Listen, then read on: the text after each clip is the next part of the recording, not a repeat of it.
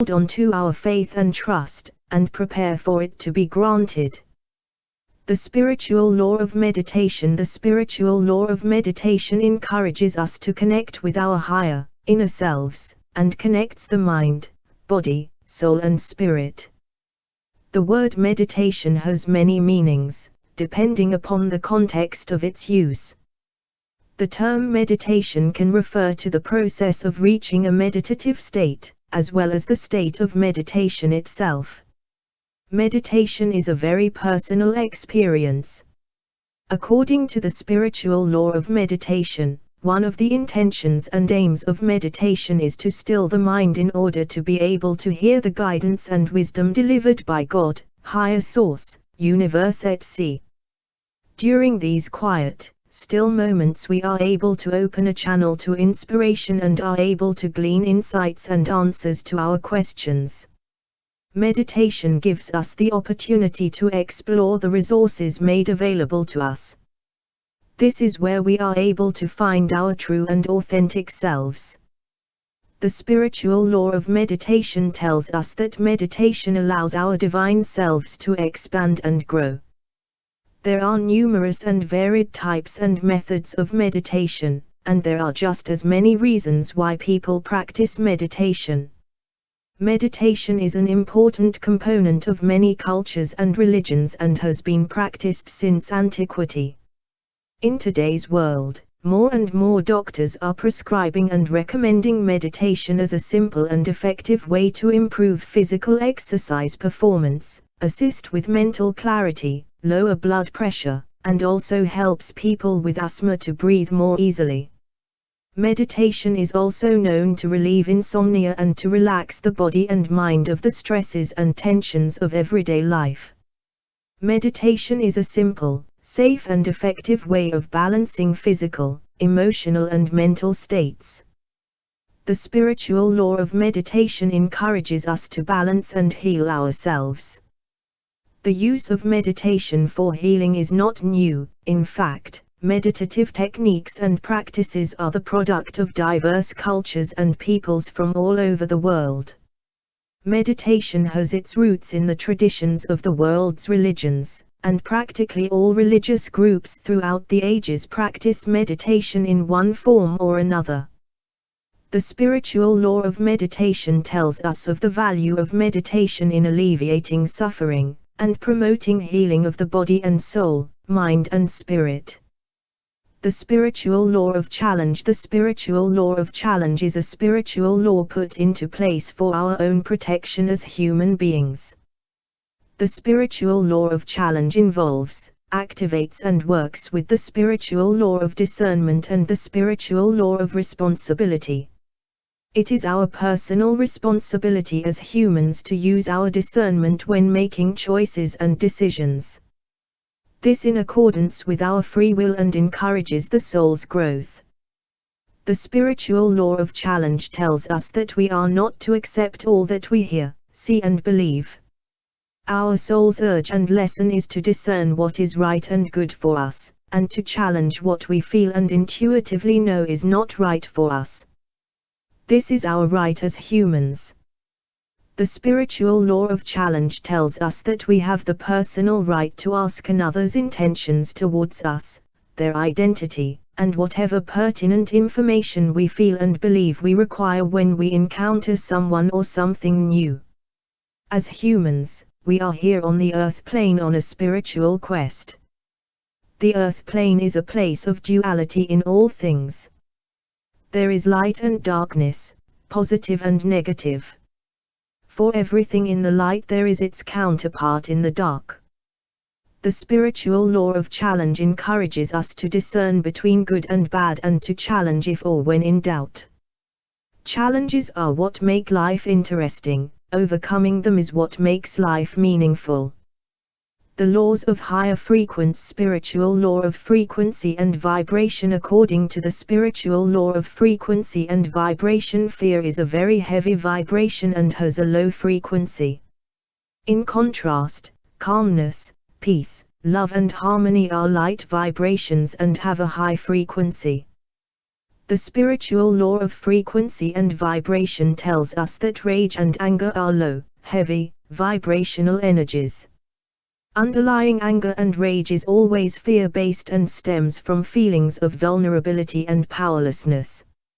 According to the spiritual law of frequency and vibration, when we stay centered and calm, we sustain a high vibration and are empowered.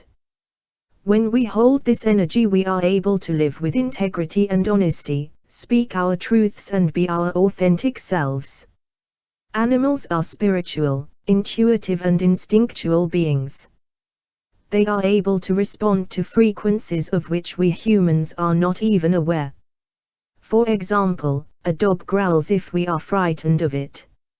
A horse will immediately know if we are scared of it and will respond accordingly. When we are feeling confident, strong and loving, all creatures, be they animals, plants and humans, respond positively to the high frequency and vibration we emit. Angels have an extremely high vibrational frequency. When we think of them and or connect with them, we instantly raise our vibrational frequency along with our consciousness.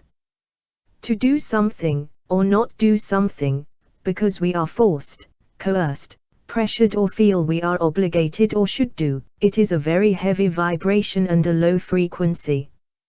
Guilt and or obligation are not good reasons to do things, and this lowers our vibration and frequency.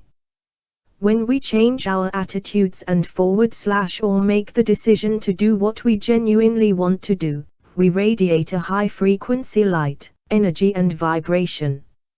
According to the spiritual law of frequency and vibration, when we live our lives with honesty, grace, charm, generosity, joy, and all other positive qualities, we automatically dissolve the low frequency emissions of others, raising their frequencies. In doing this, according to the spiritual law of karma, wonderful things will come back to you. All negative thoughts and feelings of anger, jealousy, violence, guilt, abuse and the like, produce dark, heavy, low-frequency vibrations. The vibrations of love, compassion, joy, forgiveness and the like, transmutes low energy and raises it to a high-frequency vibration and energy. Disease and illness have heavy vibrations which block the flow of the vital life force. Healing on all levels takes place when high-frequency energy is channeled and directed towards what, or who, needs healing. High-frequency vibrations and energies transmute the heavy vibration of disease and illness and allows the physical body to return, and retain, good health and vitality. This has positive effects on all levels of the body and soul, mind and spirit. Our names also have a vibration. When our name is spoken, it calls in our life lessons. Prior to our physical birth on the earthly, we chose our particular name and vibration to suit our life purpose and soul lessons. We then telepathically impart this name to our parents. From a numerological viewpoint, our names carry the energies and vibrations of the relevant and correlating numbers from which it is made up of. Each letter of the alphabet has a corresponding number, and the totality of those numbers gives us our vibrational name number. We carry this vibration throughout our lives. In order to draw light and love to our planet and all of its inhabitants, we are to invoke columns of pure white light in order to allow angels and higher beings to enter. With our thoughts, beliefs and intentions, we are able to create bridges of light to people and places so that assistance and healing may be bestowed upon them. The spiritual law of frequency and vibration tells us that low, heavy vibrations can always be transmuted and raised by the light, high vibrations of love, compassion, joy and kindness. The spiritual law of miracles upon the earthly we live in a low, heavy and dense vibration. This heavy vibration is subject to the spiritual law of karma. When the light, divine frequency dissolves and transmutes our lower energies, miracles occur. This is the spiritual law of miracles. As the consciousness of the planet and its inhabitants rises, more and more people are accessing their higher, inner selves and the divine spiritual energies.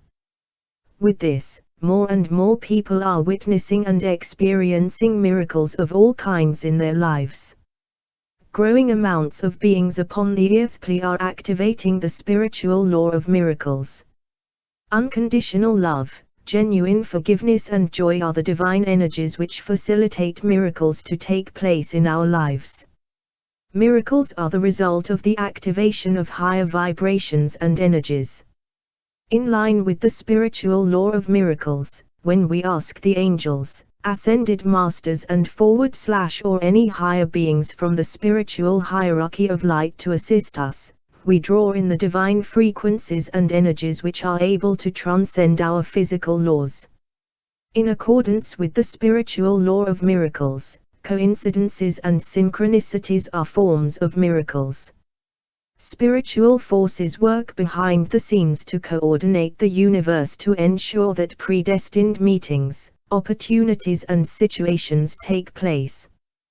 Coincidences and synchronicities are directed by the higher source, or God, and orchestrated by our spirit guides and angels in order to allow us to fulfill our destinies.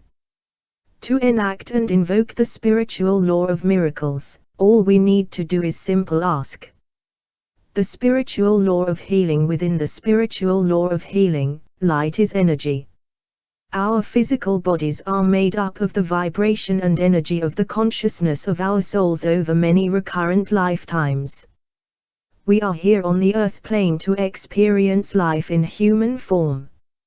Physical choices are made by our souls and higher selves prior to incarnating, and some of these may appear as physical limitations, or handicaps. Our lower selves make other choices from moment to moment throughout our lives. According to the spiritual law of healing, there are two basic emotions on the earth plane. The first is love and the second is fear. When we resist our chosen experiences through fear, we create blocks in our emotional, mental and spiritual bodies. Eventually this causes physical disease. Inflexible and rigid mental attitudes and beliefs cause both physical and mental tension. If we hold the physical body or an organ of the body in tension, something physical will eventually manifest. Suppressed and or denied emotions sit and stagnate within the body until they manifest into a physical illness. When we fail to acknowledge our higher, spiritual selves, we hinder the supply of divine energy, and eventually our physical bodies will wither. An illness or disease is caused by stagnant energy. When we feel inner joy and happiness, the cells of our bodies flow with love and our bodies respond by radiating health.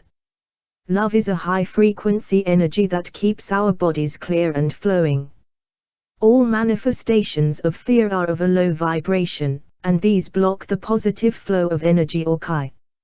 According to the spiritual law of healing, healing takes place when high-frequency energy flows through our bodies.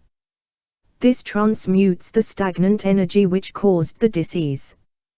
To enact the spiritual law of healing, we must always ask for permission before we interfere with another's energy. There are several reasons why this is important. The persons whom we are intending to send healing to or perform healing on, illness may be serving their soul in some way, whether they like it or not. It may be a karmic experience and lesson that they may need to learn from.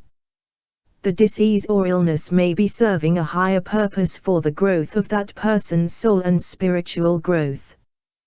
The illness or disease is their karma.